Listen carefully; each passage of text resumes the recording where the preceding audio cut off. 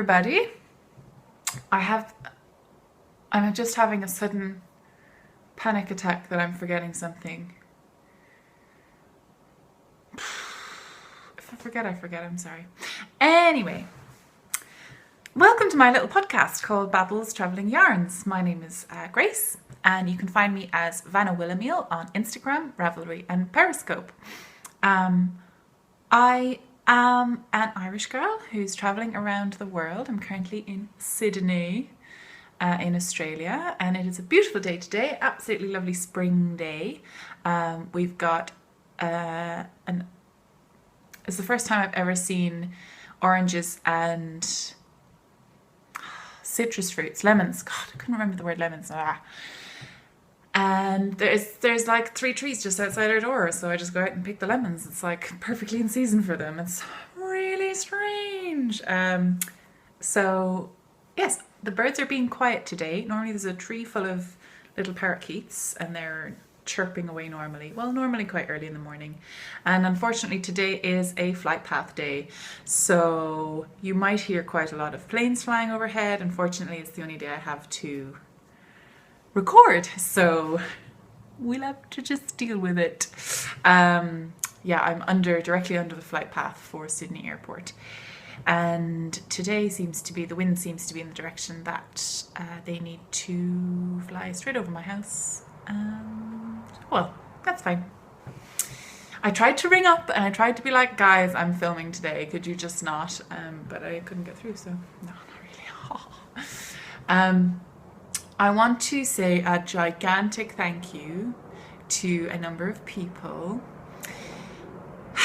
First of all, Ginny from the Larch Podcast. She gave me a gigantic shout out on her podcast, and I've had loads of people come over and subscribe. I assume that's because there's a plane already. I can't hear them normally, so when I watch back, I'll hear them quite a lot. I mean, the windows are closed, but insulation isn't really a thing in Australia. Like, double glazing seems to be some sort of mythical concept that has not reached down here. So, like in Ireland, we're at the stage where triple glazing is becoming the norm because insulation is very important in a cold country.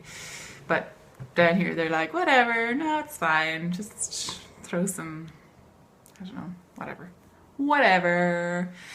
Where was I? Jenny. Yes, Jenny. Thank you so much, Jenny. I was cooking at the time and I was putting some hot water in the pan to boil some rice, and I nearly scalded myself. So that was a real big surprise. So I'm not blaming you, Jenny, but if anything had happened, you might have been getting a very serious letter. No. Not. She sent me this incredible screenshot of my face during my last podcast, and that is now my Instagram profile picture. Have a look. I cannot look at it without cracking up. I'm hilarious. She sent me this and I nearly died. I was like, I just cannot. She's a funny lady and she's very good at screenshotting. So I'm trying to have like a nice face the entire time. So just try as hard as you will, Jenny. You're not going to get a bad screenshot of me this time. Is that my good side? Maybe this side. No, not that side. Never mind. It doesn't matter. So that was wonderful. I've got a couple of people have sent me patterns as well. Now, one woman doesn't want me to mention it, which is totally fine. I just want to say thank you so much. And it was a couple of weeks ago that you sent it to me and I've kept forgetting to. So I just want to thank you very much for being so kind and thoughtful and sweet. And then Marcy of the Brownberry Podcast sent me Nina's Mariam shawl. Big love. I need to think about that very carefully. So the structure of this podcast is going to be talking about my FOs, talking about my whips, and during talking about my whips, I'm going to talk about a very special event that I attended. It was craft sessions, and it was colourwork winged from the top down. It was a class by Animals, so I'll be talking about that as we go, and it was so amazing. I've got some clips of that too, so I'll be popping it in. I will be talking about some extremely generous people who sent me some things and some dream knitting and some things I got from my dream knitting. But first, I did a giveaway on Instagram for a 500 subscriber giveaway on YouTube. I should have really done it on YouTube, but oh well, that's fine. But and I'm giving away this skein of beautiful yarn by Anne Collins Designs called Peony, and a set of stitch markers that I made. They're little elephant and some simple rings. Now, I just made these myself. They're not anything special at all, but I thought it would be sweet to go with it. So I'm just going to get the winner now. Are you ready? I'll have to pause it 1 second.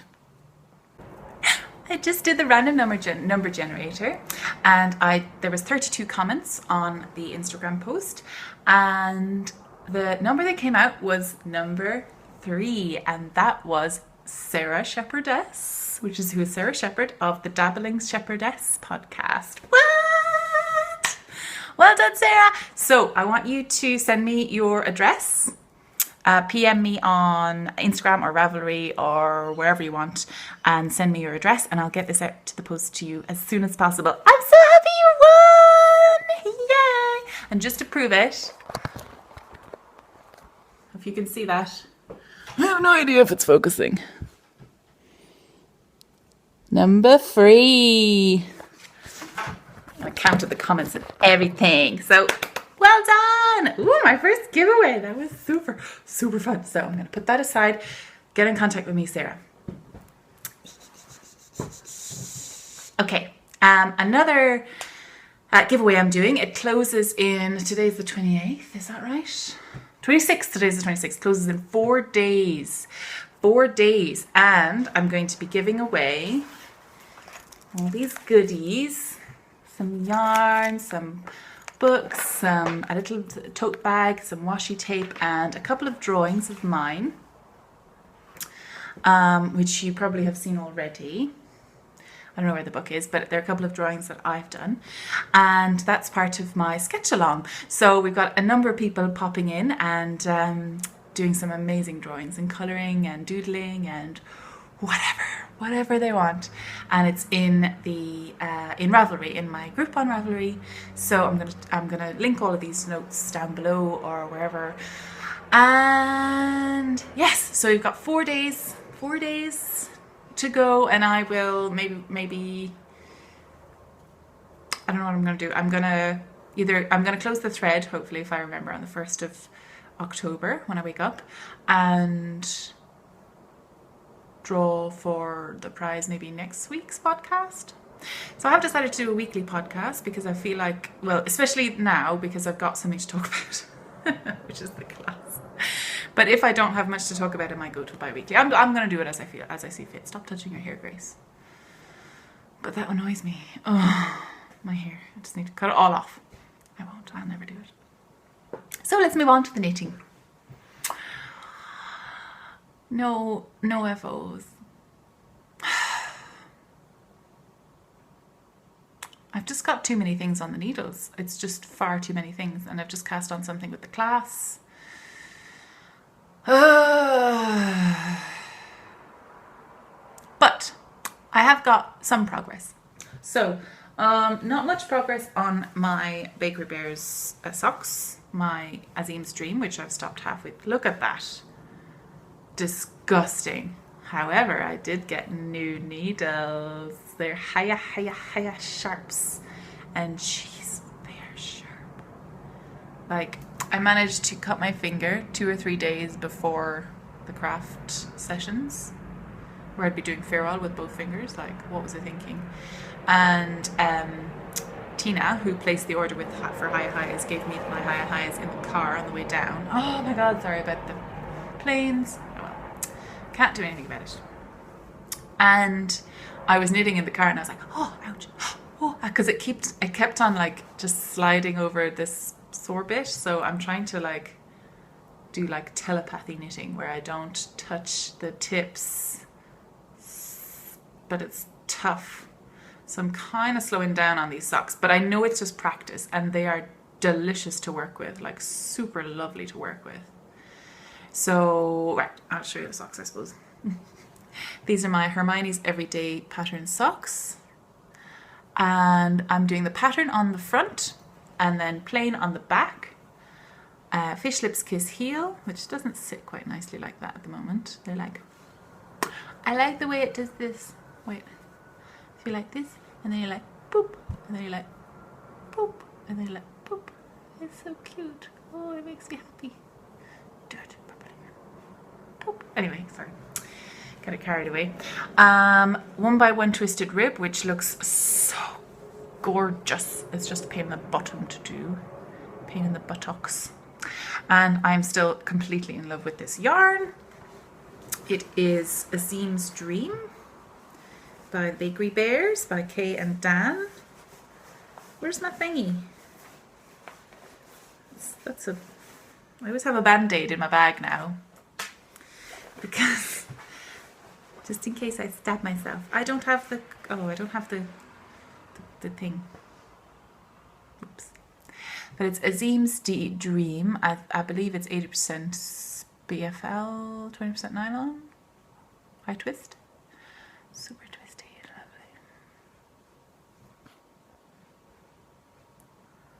lovely. Focus. Is this what people do? Oh, it's just really nice. You can see the colours anyway. You might not be able to see the high twistiness. Oh, it's so pretty. It's just got these kind of almost gentle purples in there, which are actually kind of more greys, but now when the light catches them, and then there's like the blips of red, which just blip. It's the so nice. So, yes, it's all making me delighted. Look at that little blip of red. Blip.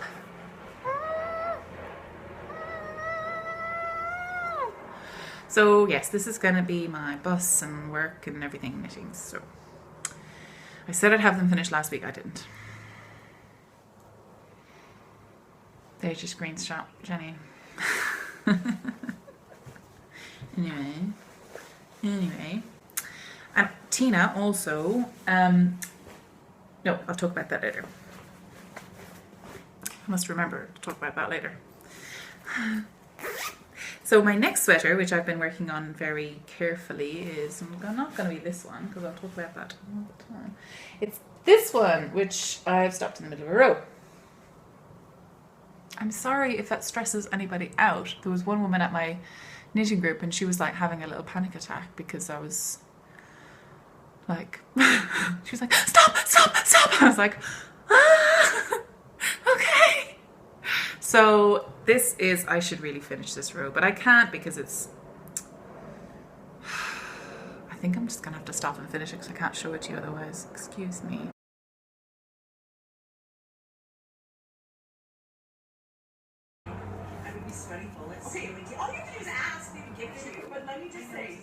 Well, that took forever.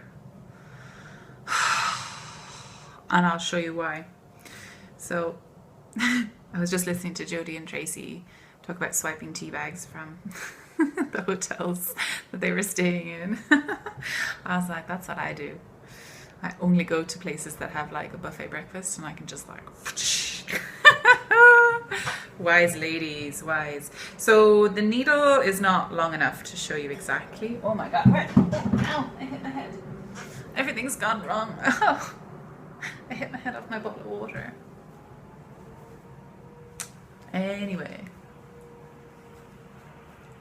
let's see what I can do. So it's knit with I can never say it right. Meskills Wood Store, Kyneton wool, pure wool hand knitting yarn. Burgundy, beautiful, beautiful red. That's correct there now. Gorgeous. Very nice, very old fashioned. And sometimes there's like little, it feels like little plastic bits in it, which I just have to pick out. I don't know why they're there. But anyway, so I'm on the ribbing, okay, this is my year-round cardigan. And I finished the body and I'm just doing the button back, or the the edging, and then I'll go to the sleeves, because I've got this ball and then 3 other balls left. I'm just going to knit until I finish sleeves at the same length. They're probably going to be 3/4 length sleeves, which is totally fine. And yes, so in the pattern it says that you're supposed to do a garter edging, but I didn't fancy it, so I did moss stitch or seed stitch. I found out that in America sometimes moss stitch means something different, but it's basically just knit 1, purl 1, and then on the row back you purl your knit stitches and you knit your purl stitches. So you get this really nice flat edge, which is super lovely. And I am hoping and praying that this is going to block out nicely, because it's so uneven and bumpy and lumpy. Yeah. It should be okay. It's wool. Don't know what type of wool, don't know what kind of wool. It says it's made using mostly merino cross wool of about 27 micron, and it's spun using a semi-worsted process. Natural luster and strength along with beautiful softness. I feel like this is going to block out really nicely. So I am so close to finishing this. So I just have to finish off the button band. I'm going to do the button band about the same width as the end. So I'm probably a little bit more than halfway. I probably got another 4 or 5 rows to go, and then I'll be happy with that. So yes, so that's what I've been working on quite a lot, and I'm just using my Knit Pro Symphonies, just because I had like a 1.5 meter or 2 meter cable, just to get all the way around. And yes, so I'm enjoying doing that. The rounds do take my entire life, and I didn't expect me to start. I think I was only like about 4 inches into the row, and then I had to finish off the entire row. But anyway, that is coming on really, really nicely. So close.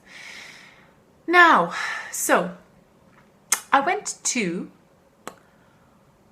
this workshop, Colourwork Winged from the Top Down, by Anna Maltz, who is Sweater Spotter on Instagram, and she's released a number of knitting books. She writes for Pom Pom. So her most recent one is Penguin. It's the Penguin Designs collection. Beautiful. Oh gosh, she brought along all the designs, and I got to wear them. I got to see how, we got to see how the construction was, and how, if you're adding short rows, and I just learned so much. It's crazy how much I learned. We got these fabulous notes, and we did like proper measurements on each other and worked out exactly what would suit ourselves, and she went into such detail, but I totally understood it. She's a fantastic teacher, and the course was set up and organised by the Craft Sessions, who's Felicia Semple, the most wonderful person. She's fabulous. I love her. So these 2 beautiful women were set this entire thing up in a wonderful place called the Farm Club in Wherry in New South Wales, and people came from like all over. They came from Melbourne, came from Canberra, they came from all over the shop. Absolutely gorgeous. And I decided, so I finished pretty much everything I could on my Ginny cardigan apart from the steeking. Now, I'll just show this again. This is the Ginny cardigan. You're supposed to knit it flat. I decided to steek it because I'm crazy, and I decided that I know better than anyone else. Incorrect. Oh well. But it's got this beautiful lace pattern on the back, and I've finished all the lace pattern.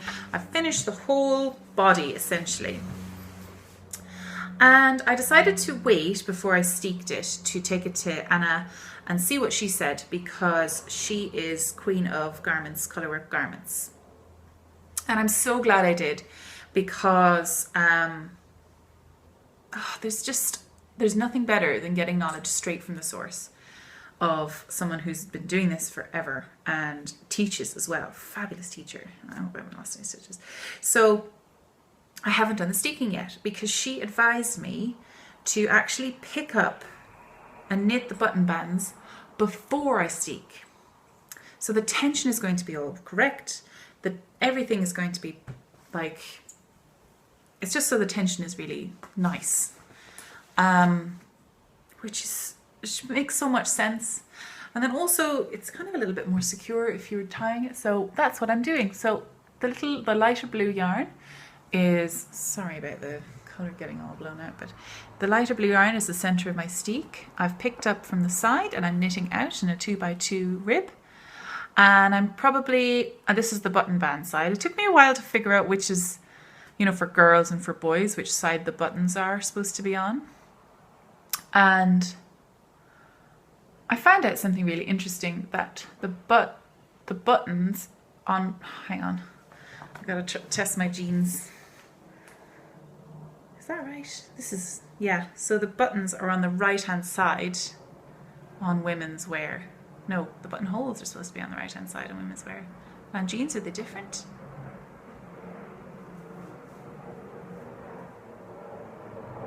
I don't know. It used to be the same side, but then as women's wear used to get more complicated, more and more complicated, the buttonholes were on the right hand side of the person wearing them, so the buttons were on the right hand side of the person who would need to put them on, because women's wear were getting more complicated. So is that right? Yeah, if someone else is dressing you, it's easier if the buttons are on the person dressing you's right hand side, because most people are right-handed. I was so confused. Now I need to go back and check that. So yeah, I'm knitting out the button band to about 3/4 of the full bit length, and then I'm putting the little buttonhole there and then knitting the rest. So I'm not doing it totally in the center of the button band because it'll pull kind of oddly. Yeah, so I am knitting these with some new needles that I got. So I got the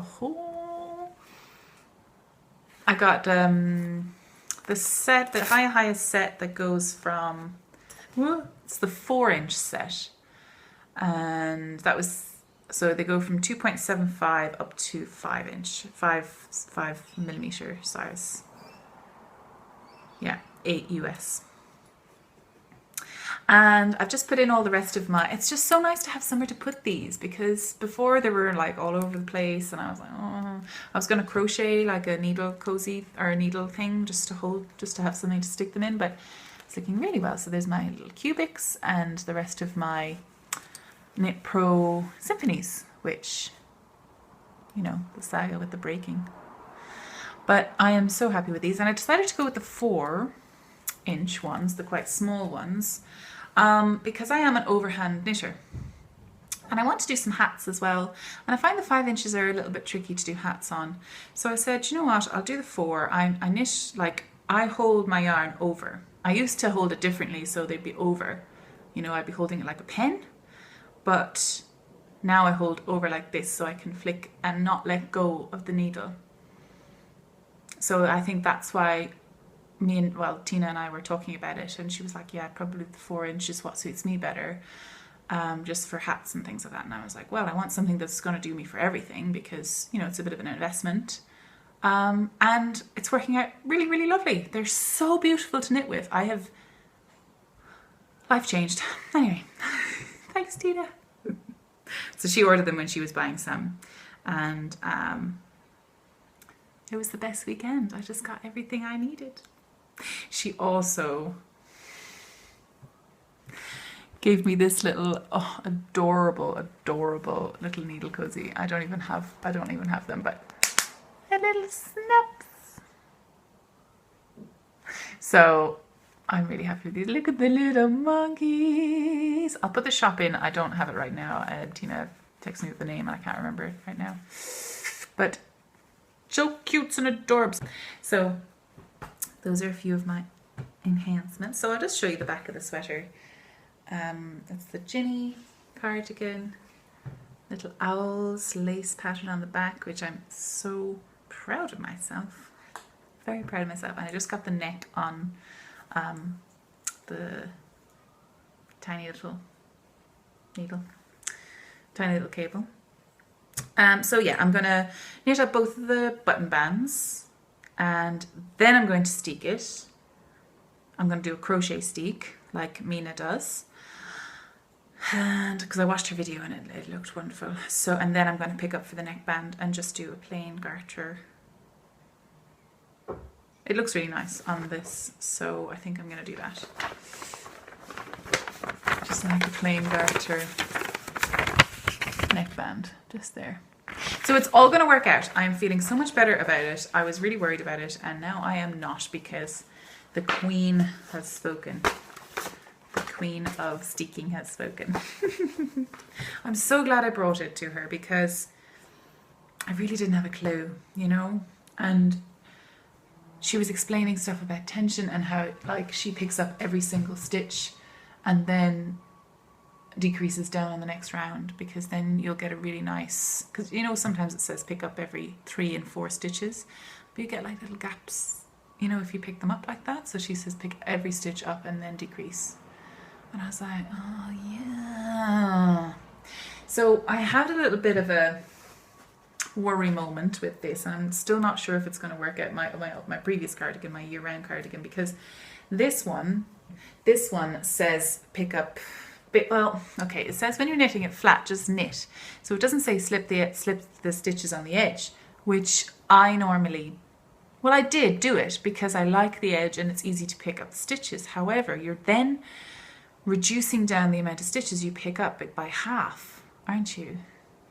Because if you do a slip, so if you're knitting, so okay, say you knit across, and then you turn your work, and then you slip the first stitch and you purl the rest of the way. Turn it around, slip the first stitch and knit. So you've got this really nice edging, and I learned that from doing the double knitting, which looks really pretty. And I was like, you know, this is what people do for the slip stitch edge on a heel flap and gusset sock. So I was like, well, it means you can pick up the stitches really easily. And then I was thinking, hang on, what have I done? Because that's, you get 1 stitch for every 2 rows. But then your row gauge and your column gauge are going to be different, aren't they? Because stitches are flatter than they are wide, aren't they? It seems to be working fine. It seems to be working okay. I feel like if it is, like, maybe I'm worried that it will kind of gather up here. You know, I can see it kind of happening. So on the edge here, so this is the slip stitch edge that I picked up. I don't know if you can see it. Where is it? This is the slip stitch edge that I picked up, and these are the stitches. So each slip stitch is about as long as two stitches. So, but I think it's looking okay. It just gives a really nice clear line of picking up, and I'm sure when it blocks out it'll be fine. I can just block it aggressively and it'll be okay. And even if it does come up a little bit, it'll be a design thing. Yeah, so that's my slip stitch adventure. I feel like I'm learning so much recently, like really fast, and I'm loving it. And I'm able to like apply it on different things that I'm doing, and I don't think I'll ever do a pattern as written. How bad is that? Someone has worked really hard to design a pattern and I'm like, no, I'm going to do it my way. Sorry, designers. I am so sorry. I am terrible. I change everything. Mainly because, I don't know, it doesn't matter. Anyway, so that's the Ginny cardigan and the year-round cardigan, and my adventures with my needles and steeking and slip stitch edging and picking up for borders and all that jazz. Fun times. Now, so my final thing is I've just cast on, and it was part of the colour work, winged from the top down. So I kind of snuck in and I was like, Anna, could you just tell me about this, you know, if I could do but what we were actually doing was working on colour work. So I did some homework, and Tina, my beautiful friend, had sent me, she'd gotten a bunch of Rowan felted tweed, and I hadn't managed to get any yarn, and she was like, oh, I'll send you over some and you can just do your swatch for, you know, preparing, because we had to do some homework. We had to do a little swatch to do our tension to, what's it called? measure our tension on the day and stuff. So it was pissing rain all day, and she wrapped them up into like individual little plastic bags and stuffed them into my post box. It must have been hilarious to anyone watching her. It's like, what is this? Some sort of secret drop. Anyway, so I got to knit with Rowan felted tweed, which was so beautiful and wonderful. So these are a number of colours that she sent. It was like 6 colours, and I really enjoyed doing it. So I washed it and blocked it. It was a bit scratchy before, and I washed it and blocked it, and it's just turned into super softness. And I was delighted with this. So on the day then, I had just quickly ran into Morris & Sons and picked up like just like colours I like. And I just picked up like 5 or 6 balls of simple Morris & Sons Estate 8 ply, 100% Australian wool. And I noticed a bit of a trend. Like greens and blues and greys. And when I arrived in, and I saw Anna just has no fear with colours. Her colour sense is incredible. And it's just amazing. And that's what she was talking about this whole class. It's about just winging it, you know, just if you have loads of scraps around, any sort of scraps at all, just put it into a colour work. Just chuck it in, you know, see what works. You know, you never know how stuff is going to work. If the colours are going to affect your stitches, are going to affect how everything looks together, and then you can and it was really inspiring for me because I'm a line girl traditionally. I went to art college and I didn't like working with colour. I wasn't good at it. I didn't really understand. I did understand it, but there was just almost too many options, and I was always worried that I was picked the wrong one and it wouldn't look quite right or whatever. And yeah, so I got into line drawing and black and white and, you know, very simple kind of linear aesthetic. And I find that with my knitting, I'm very brave with socks because you can, you know, hide your massive colour addiction in your shoes. Greys and mints seem to be what I go for, but I tend to stick with the same colour, you know, and go with that for a while. So I've got this beautiful budding bluebell shawl in a mint and a grey, and I've got a mint and a grey jumper.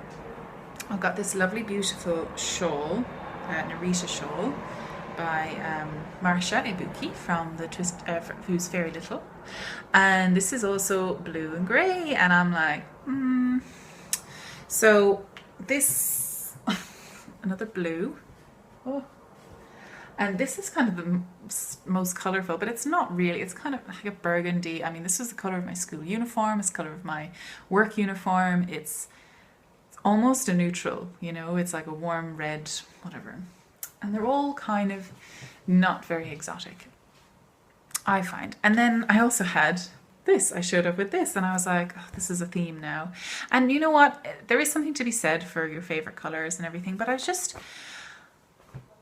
really inspired by her kind of adventures in that sort of thing. So I picked up a few other little scraps that people left out to maybe add in. So I added, like, I'm not really a pink person, but I really quite like the way that these pinks go together, especially with the colour work, because you do need contrasting colours. I mean, there is something to be said, like when you step back and if you look at something that's colour worked with very subtle colours, it's very nice. I love that. I love working with that.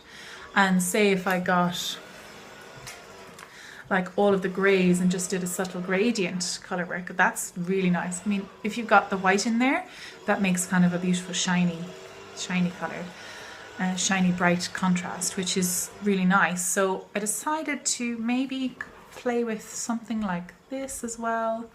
I'm just going to throw all the colours in there. So I picked up a few other little ones, but I'm not sure if that will... The orange kind of sets it off funny in there. So... I don't know. So I just picked up a few scraps and I'm going to be doing that. So I've started all, this is all I got done. because it was chatting and there was learning and there was beautiful lunch and it was wonderful. So this is all I got done, which is a corrugated ferrule rib, which I had to get my head around. Like, I had to rib out twice because I was doing double knitting, and then she was like, "What are you doing?" I was like, I don't know. I forgot that you didn't bring both things to the front. You only bring one. You only bring the colour that you're purling to the front instead of bringing both to the front. You just bring one. It's funny how muscle memory, you know, with because I've been double knitting, I was just, anyway, but I love the back of it as well. Look at the back of it. It's very pretty. So I just really like the way it's doing. Now, the little man who does the garden has just started his leaf blowing. I might stop here and put in some video of the weekend.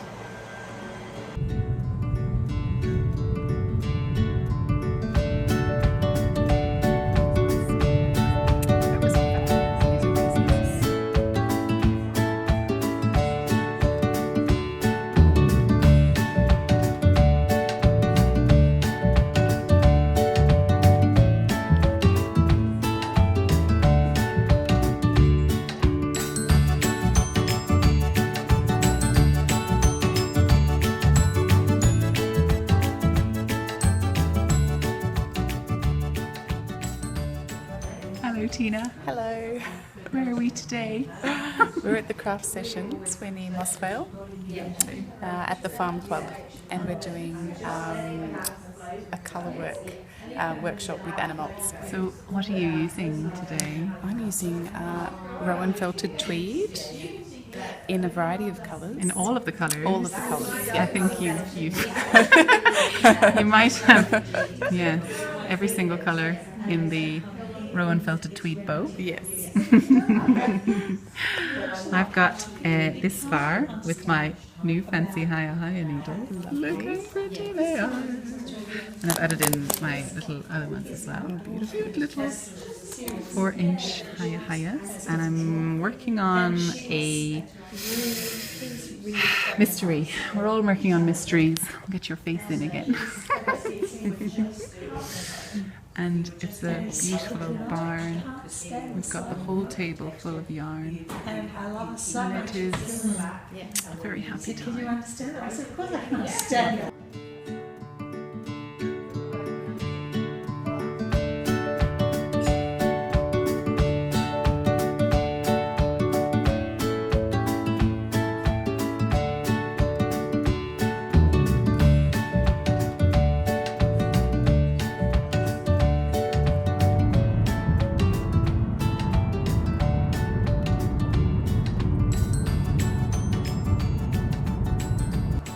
Okay, so I hope you really enjoyed having a little look at what the weekend was like, where it was.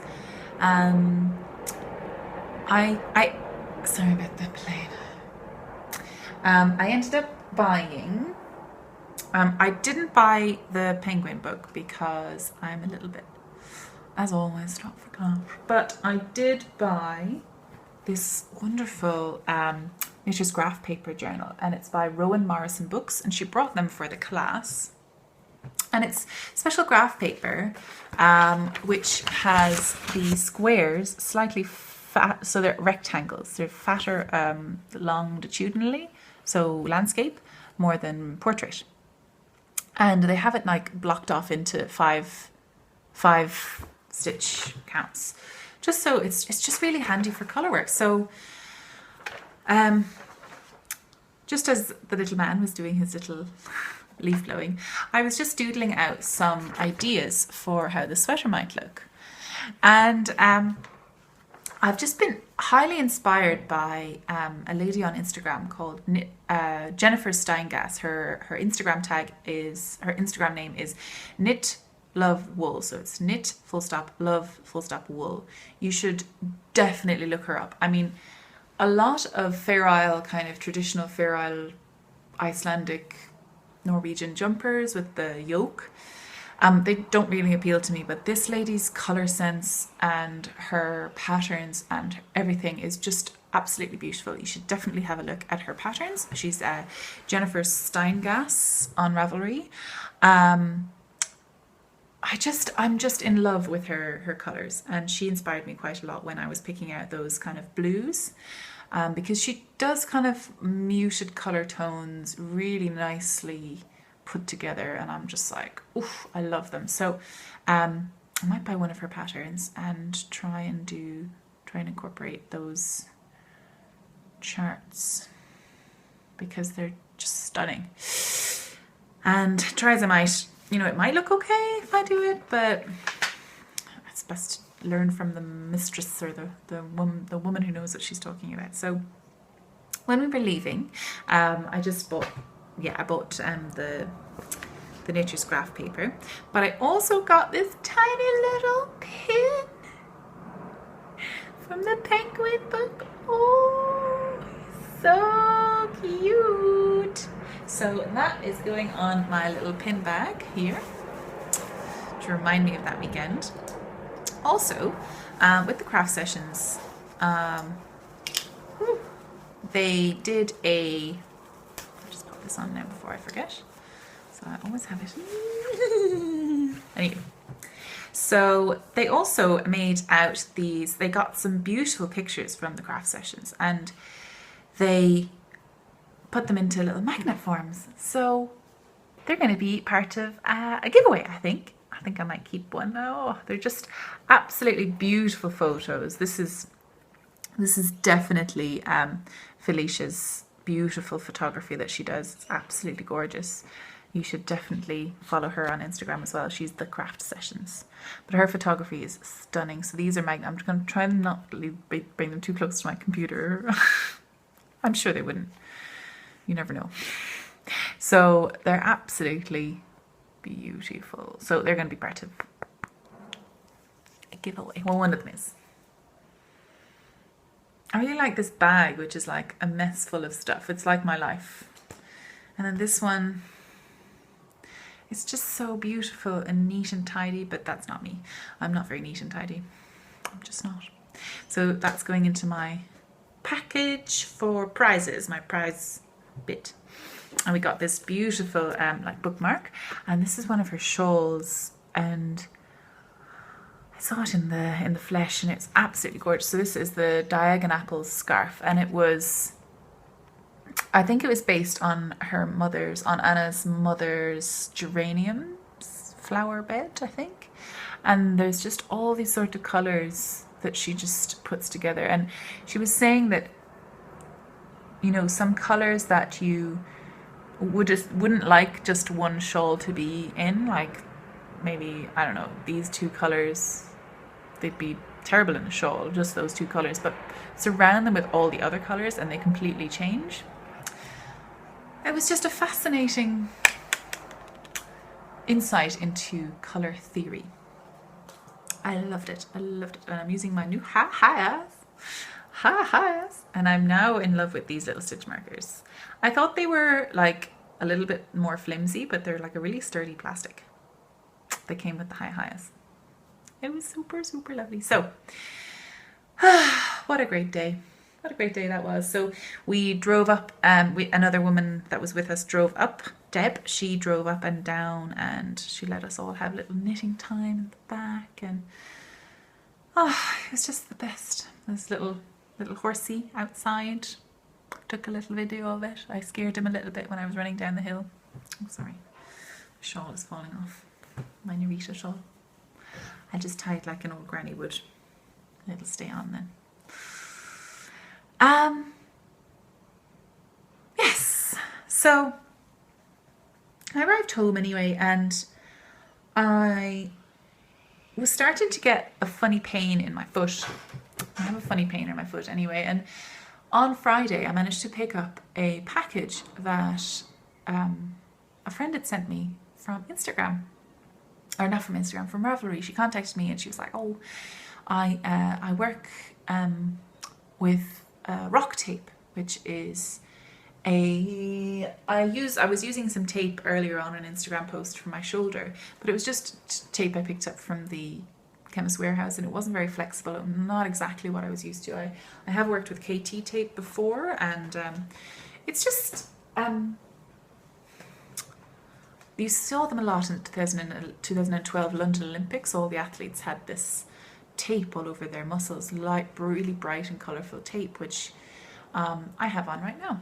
So you can't see this one because it's kind of, skin toned. But it's used for things like tendinitis, sore muscles. And what I use it for mostly is this shoulder. So I have a terrible habit of slumping like this, slumping forwards. And this puts a lot of pressure on my lower trapezius, which is down the bottom here. And because this muscle is not very strong, or it's just not, it's constantly being pulled forward. So all of these muscles have to work overtime. And I get a lot of pain, a lot of tension, a lot of super soreness in this muscle here, which is the top of the trapezius. It's a triangular muscle. So the bottom here needs to be stronger. And the upper section at the moment is being overworked for me. That's what I've gathered from lots of different physios and physical therapists and people I've been to. And so I use rock tape quite a lot, or tape, kind of kinesio muscle tape quite a lot. I used it when I was back home quite a lot, when I was working in CT, because it's a very physical job. Pat sliding people all the time, and it can be quite demanding, especially in the middle of the night. Don't take care of yourself that well. So I use it to kind of keep my posture back. So I tape it normally from here, and I pull this muscle back, and I get someone else to put it kind of across my spine. So it just kind of keeps this shoulder back, and it just gives me such relief because I don't have to be thinking about constantly adjusting my posture all the time. So she sent me a message. She was like, "Oh, what colour would you like? I'd love to send you some." And I said, "Oh, blue would be lovely." But she sent me 3. So she sent me skin colours, which is genius. Thank you very much. This is probably the bun I'm going to use the most inside and work because it's a bit obvious. So she sent me this lovely blue colour as well. I should get it out really.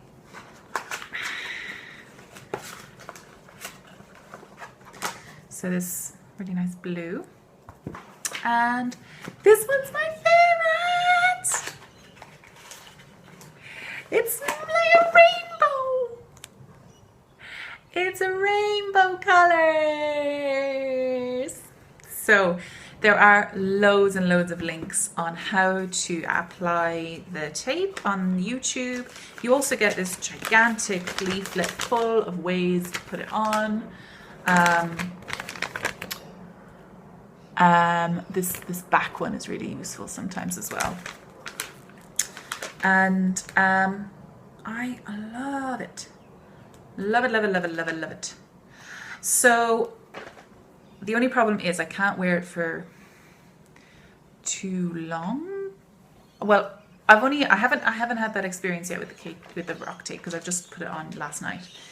But sometimes it can react with my skin. And the tape that I was using before, which is just a basic tape, it made me break out into all these spots on my shoulder. So that wasn't great. So we'll see how this works with this hand here. I feel like it's going to hurt when this comes off because there's a little bit of hair on my arms, but it's fine. That's part of the life. And it's fascinating. It's used to normalize human movement before increasing training or demands.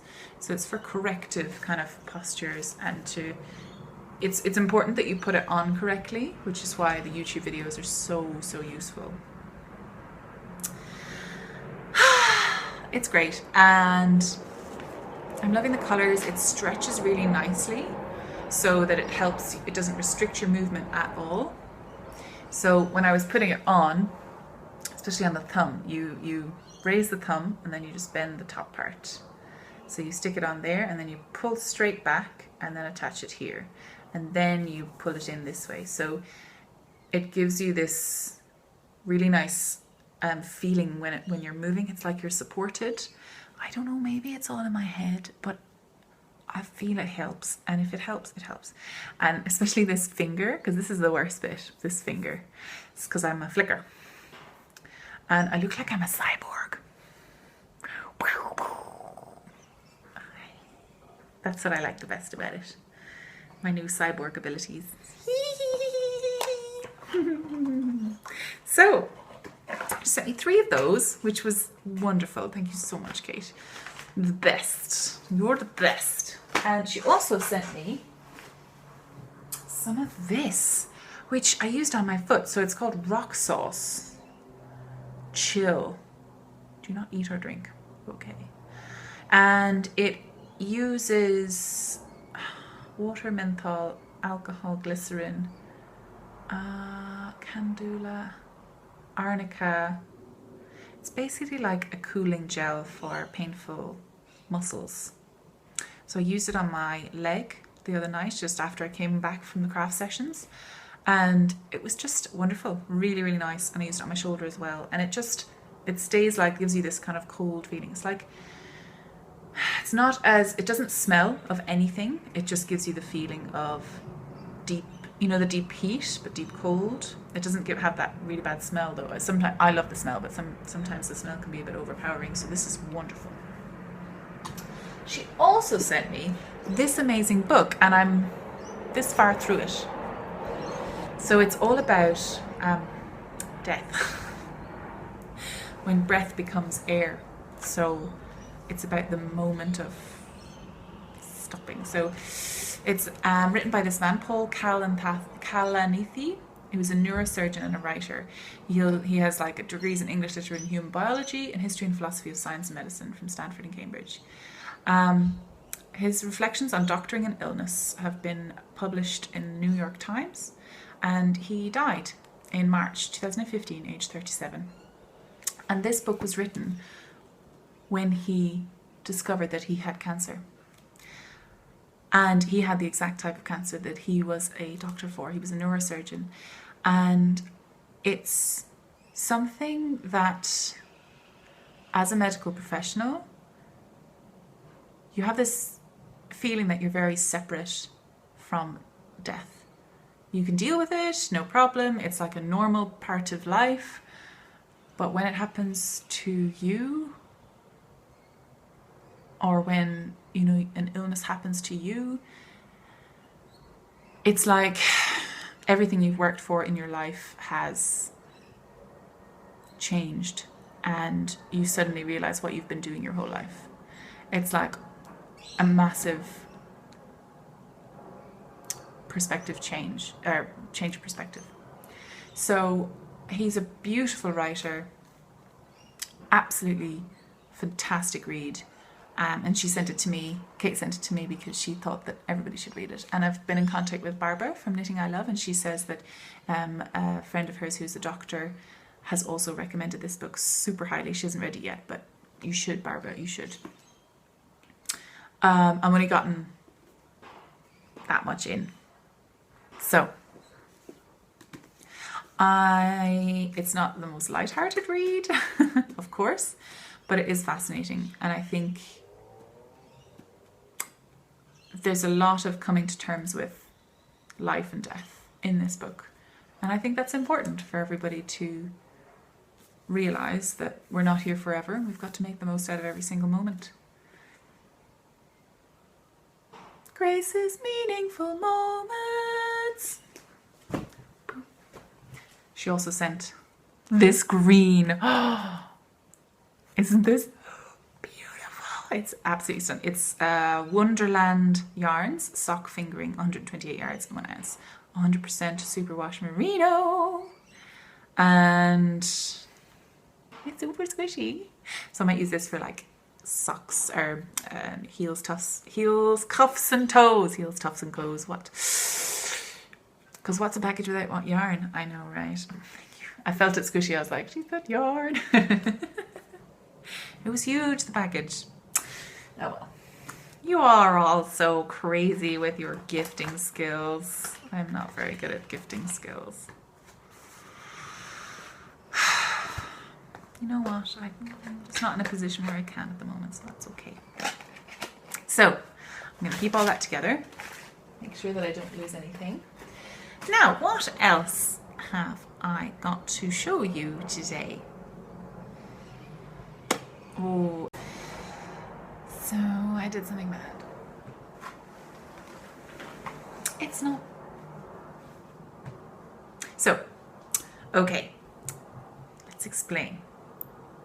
So I bought originally some lace, some Empire lace from Morris & Sons for a featherweight. And against all the advice from people who worked at Morris & Sons, I was like, no, it's going to be fine, but it is extremely fine. It's super, super, super fine. I'll show you the swatch. Very drapey, but super see-through, like completely see-through. Hello, you can still see my eye colour through that. Right. So,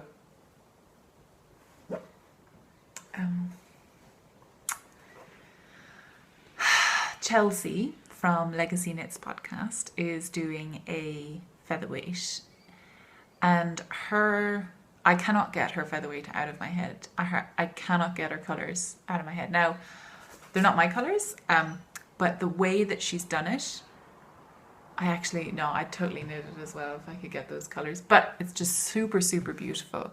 So she's done a kind of a brown and orange, kind of a beige and orange, I think. I need to go back and see it. You need to give me a proper shot, Chelsea. I need to see that featherweight. I'm obsessed. Obsessed. There's only a tiny little snippet on your Instagram I keep going back and looking at. Please give me a proper picture. Okay, calm down.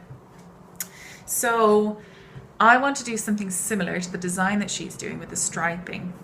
So I believe she's doing, the plain all in the top section, and then she's striping small lines and then larger, getting progressively larger. Plains, stop it. They're actually flying in the direction of the sun now, so I'm getting these like flickers of like shadow. They're like right up there. I'm so sorry. Stupid planes. But look at these colors. I'm in love with this petrol. It's Manos del Uruguay Marina, and it's petrol, I believe, is the color. Artisan. Yes, number 27 petrol, 100% superwash merino, 874 yards. And wasabi. I don't know which one I'm going to start with. So Chelsea has a lighter colour and then a darker colour stripes in the bottom. But I'm thinking of doing the darker colour and then the lighter stripes on the bottom. Or maybe this way. I'm in love. In love with these colours. Obviously the same colours that I always go for. It's just my colours, and that's okay. I will wear this to death. To death. And they are just beautiful. This is not as pale. This is like much more yellowy. You know, it's like it's exactly the same colour as wasabi. And this has so many beautiful tones. So these are singles. So I'm not so sure about how they'll wear. Probably pilling quite a lot. But it is superwash. So it should be able to... Sorry. A little bit racy. So I'm not sure. But I love these. I love these colours so, so much. Once I cast off one of my cardigans, this is going on. Also, I'm heading over to Tina's on Thursday, and I'm going to cake it up because I'm not doing it by hand. It's like 800 meters, so this bad boy, no way am I doing it by hand. So I'm going to use her Swifty. So, yes. That is my knitting adventures this week. So, have I anything else to say? Oh, wait. Podcasts that I'm in love with. So these are some recommendations for podcasts that I'm in love with. Right. So I've got 3. 2 ladies and 1 gent. The first lady is the Knit Knacker podcast. It's Fatima on the Knit Knacker podcast. She is in Singapore, but she is an English girl living in Singapore. English woman. She's a doctor, I believe. And she has this amazing cow going on. Australian birds are loud. She has this amazing cal going on. It's the To Be or Not to Be cal. And I was talking to the lady in my local yarn store, and I was saying, oh, do you need any test knitters for anything? Would you like me to do anything for you? Because she swaps test knits for yarn. I was like, give it to me. So she was looking at, she's looking for little toys, like amigurumi toys. And I was thinking of making a tiny little bee or a couple of bees. And there's a couple of really beautiful pattern, but I really want to put it into Fatima's bee cal, because that'd be so cute. She's got some incredible prizes. Everybody should go over there and have a look. There was a For the Love of Bees shawl, which is stunning, really beautiful. Fatima's doing it at the moment. Gorgeous. And anyone that's done it didn't quite finish for the I Heart Bees cal that the Kiltercraft podcast was doing, I'd say you could I think whips are allowed. Is that right, Fatima? But she's made this, she's got an Australian dyer to dye up a specific skein of yarn for the cal, and it is, I need it. I want it. Actually, nobody else enter. It's me. It's just mine. Nobody else's. I'm obsessed. Calm down. I could always get her to make it for me again or whatever. So yeah, pop over to her lovely podcast. She has a wonderful way of speaking and a wonderful way of presenting, and she makes some beautiful things. And she's just a lovely, lovely, lovely person. And I could listen to her all day. I could just listen to her all day. She's got a wonderful accent.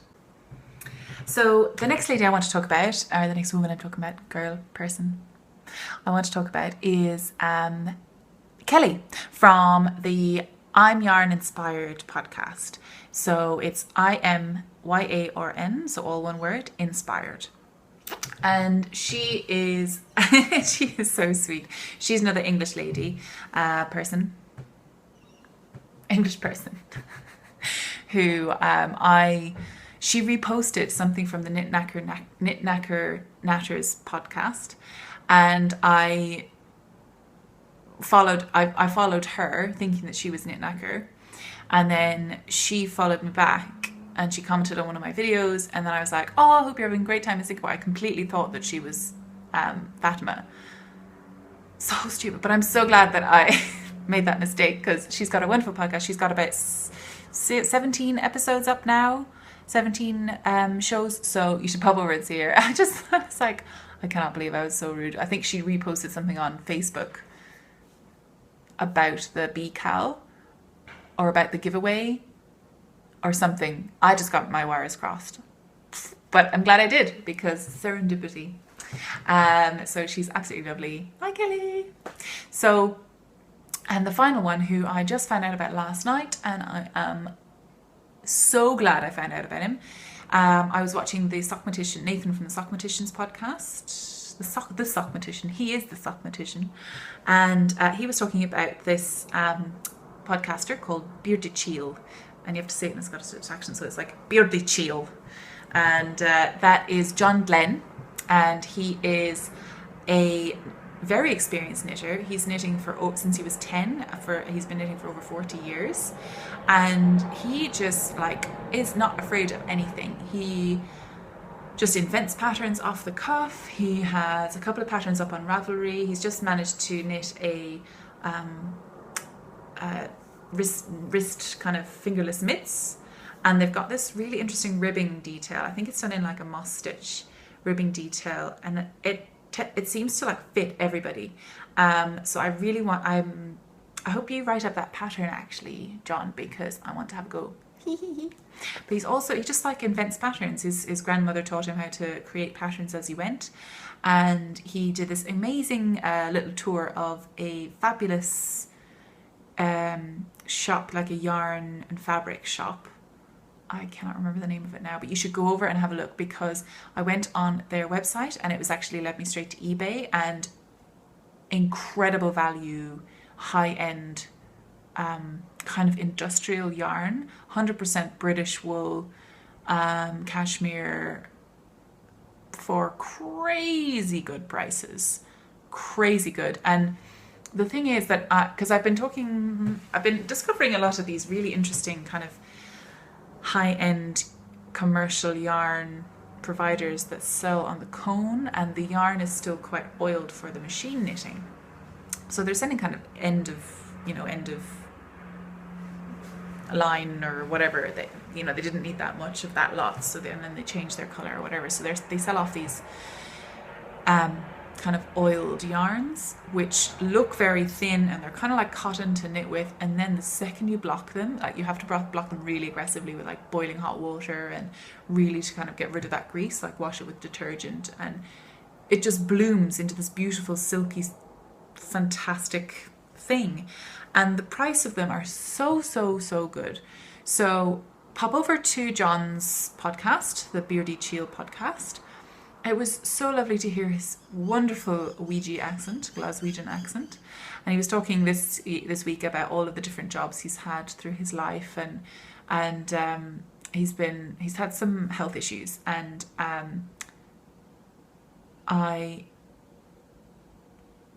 really hope that you can push past and everything's going to be great for you.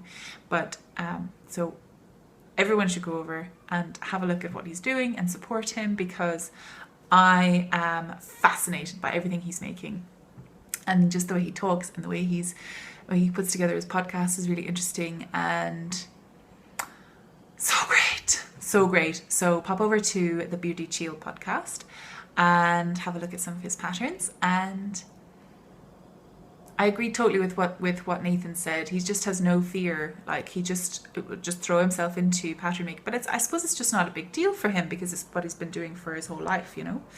And he was saying that when he was younger, it wasn't very common to see men knitting, and he took a lot of flack for that. But he seems like one of those people that does not give a crap. He just does it because he loves it.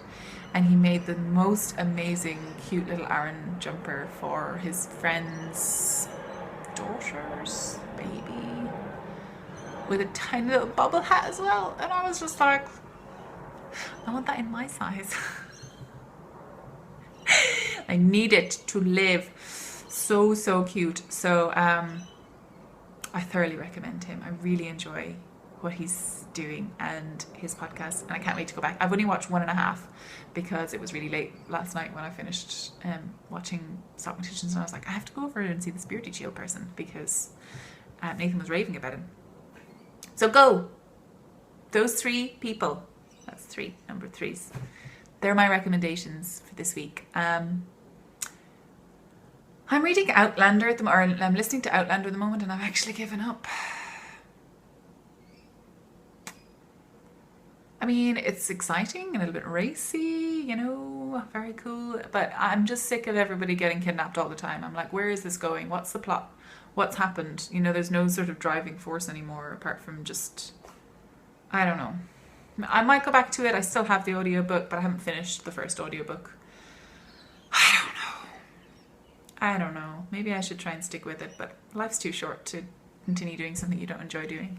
I used to be one of these people who finishes every book she starts, but life is really too short.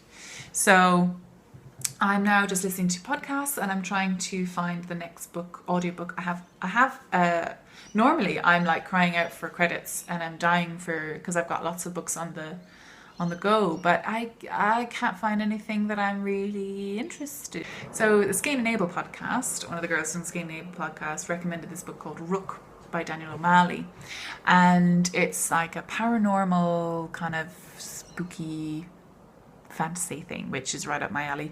And it starts out with a fascinating premise of a girl wakes up and she is surrounded by lots of people who've passed out, wearing surgical gloves, and she's got a letter in her pocket from herself, a note in her pocket from herself, and she doesn't know what's happened, but it's like it just sounds like a really good hook, you know. So yeah, so I might do that.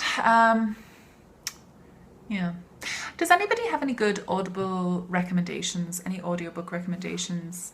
I could go start reading Wool again, or having Wool read me. I haven't read it in a while, but I kind of feel like something new. So if you've got a good recommendation for a book that you really enjoyed, doesn't have to be any specific genre or anything. If you really enjoyed it, I'd love to hear about it. So I will open a thread in Ravelry actually, and we can talk about audiobooks because I'm obsessed with them and I've mentioned them quite a couple of times, so I might as well do that. So yeah, pop over and pop a little note in the Ravelry group for me. And yeah, if anyone hasn't tried Audible before, they do offer like a 30-day free trial with them. I'm not sponsored by them at all, but it's really fun. I really enjoy them. And yes, so I think I finished. I must have finished babbling on forever. So yes, I think I'm going to tidy up my room, get some stuff sorted. I need to go to the post office. I got a surprise parcel from somebody and I've got to pick it up. And I found out last night that it was my mum. She sent me a package from Ireland, a care package with special Irish treats in it. So I'm really excited to find out about that. Yay! And it was my dad's 60th birthday. I was knitting him those socks and I sent them down and they arrived on time for him. So that was great. And I woke up on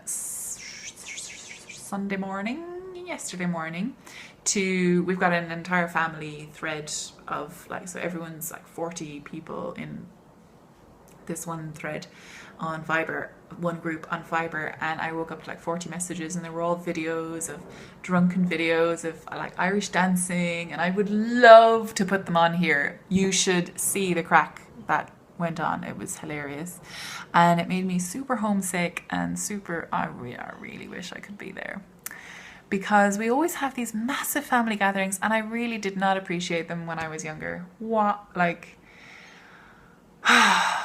an idiot. But we always don't appreciate things when we're younger, don't we? I mean, Mum had plates, forks, knives for 34 and then suddenly another family showed up and another family showed up. And this happens all the time. Mum always cooks enough, but she's worried about the knives and forks. So it's always mine or my sister's jobs to run around and quickly gather up all of the plates from people who are finished and wash them really quickly. So you have to kind of do you can't have everything in the middle of the table and sit down. I mean, we do try to do that, but it never works out like that. So you have to do shifts. It's a mess. I mean, if you're not if you're not assertive, you just don't get fed. So shy people don't really get on very well in my head. No, they do. We're always looking out for the shy ones, the new ones, who are sitting in the back going, oh no, I couldn't possibly, don't worry. And we're like, come on, in here, come. What you want? So yeah, I think I learned that from Granny. And whenever Granny would be serving food, she'd be like, Grace, do you want more gravy? Grace, there's more peas in the pot. Grace, do you want some potatoes? Grace, you haven't ate enough. And she'd go around and do that to every single person. She's endless and fearless, wonderful woman. And it just really made me miss home, and I was so annoyed that I wasn't there for my dad's 60th birthday. My sister was, and she's amazing and bold and brass and funny enough to cover for me and my brother, so that was fine. Entertaining enough. But still, I would have loved to be there. All of my cousins are there and they all had party pieces. I mean, I've got incredibly talented cousins. I need to learn some sort of musical instrument. I can sing. I need to learn to sing a song, but it would be nice to be accompanied. So yeah, we got loads of videos of all the traditional Irish dancing. We didn't need our own, we didn't need to play music because this one family, my uncle's kids, are super talented, and he's managed to set them out. So you've got the bodhrán, and you've got the fiddle, and you've got the flute, and you've got the clarinet, and you've got the computer, the squeeze box, the accordion, and you've got, there's only 4 of them, hang on. So it's guitar, accordion, flute, and bodhrán, which little Patrick is so cute. And of course, whenever they start playing, a massive céilí starts up, and when you've got 34, 40, 50 people there, you've got plenty of people for a céilí. So we were doing the siege of, I think they were doing the siege of Venice and the walls of Limerick, siege of Venice, the walls of Limerick, which are the traditional Irish dancing dances. So you get loads of people all in a line, 2 on 2 or 4 on 4, and you basically just swing each other around until the music ends. But the thing about these jigs are that the music never ends until somebody falls down and someone calls out, "Please stop." I don't know, I'm just rambling now about those videos that I got. And then I rang my parents the next day, and of course people were still over, and it was breakfast time, and they'd all gone down and swam in the river. And because they swim in the River Shannon every morning. Well, my dad does, and especially now because it's hot-ish. And it was just wonderful. Barbara, are you into swimming? You should totally join my dad. He just goes like slightly up the river from the UL, and kind of by Castle. And you don't go as far as Castle Connell, but if you're interested, I can hook you up. Morning swim, refreshing, beautiful, wonderful. Interested? He's always looking for people to drag along. So, anyway, I gotta go. Stop talking, Grace. Thank you everybody for coming. If it's your first time, well done for getting to the end. That was good on you. And if you're coming back, I love you. You're the best. The very best. Okay, bye! So I just got back from the post office and I'm lying on my bed and I picked up the parcel from my mum. Mummy, thank you so much. She honestly thought that it had been lost in the post, but she sent me some. Look how cute this is. So this is the back of the top. Look at that lovely lace panel. It's by Carolyn Donnelly. And it's just so light and perfect. And these are like little pajamas. Ugh, is there anything better than comfy pajamas after coming home from work? Look at this colour. And you know what? I do need to get into pink, Mum. You're right. I was just talking about that. So comfy. I have tried them on. They fit perfectly. Sorry, someone's blowing leaves again. But the most important thing, of course, is the tea. She always sends tea. This is Barry's tea. And this will do us for about 6 months. Oh, it's like crack cocaine. Oh my God, it's so strong. I'm going to have a cup now. But she sent my favorite crisps chips in the US.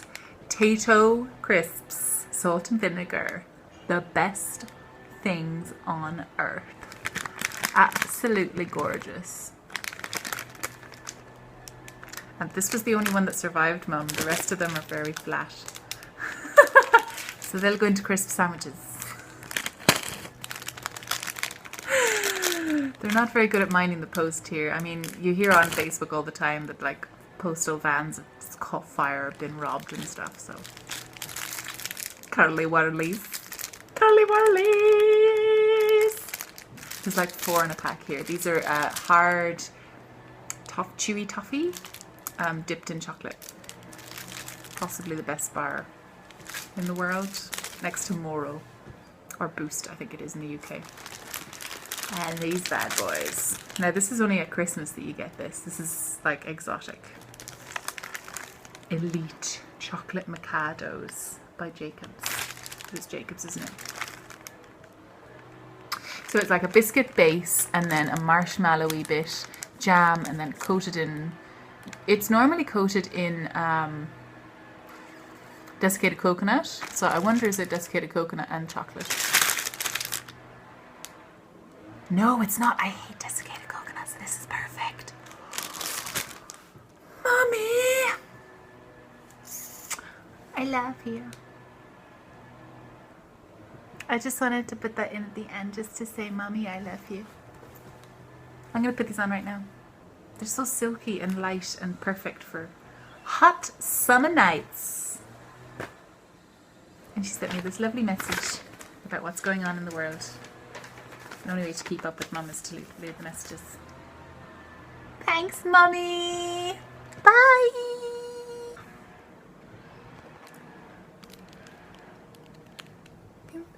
avocado and coconut cream. Someone you love with love.